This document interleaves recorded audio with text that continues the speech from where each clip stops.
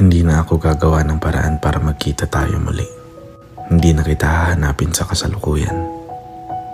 Pero asahan mong bibisitahin kita pa ulit-ulit sa ating nakaraan.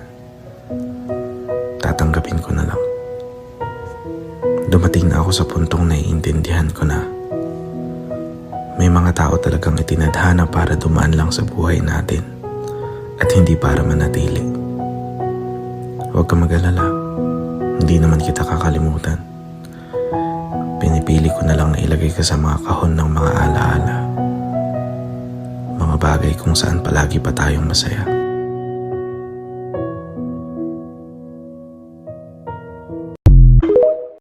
Kakayanin ko to kahit ano man mangyari.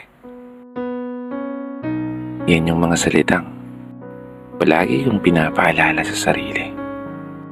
Sa tuwing ang lungkot ay sumisilip at minsang nananatili sa isip. Lungkot na madalas dumalaw sa aking panaginip. Lungkot na hindi mawala-wala kahit ano pang pilit na maging masaya at maging positibo sa bawat araw na ginuguhit yung mga gusto at mga plano. Sa isang kwadernong aking inuukit ang lahat ng mga pangarap, kalaki pang hiling na sana biglang magbago ang ihip ng hangin at kusang tangayin pabalik yung mga bagay na dapat para sa akin. Mga bagay na tanging laman ng panalangin. Kakayanin ko to kahit ano man ang mangyari. Kahit mahirap o kahit imposible.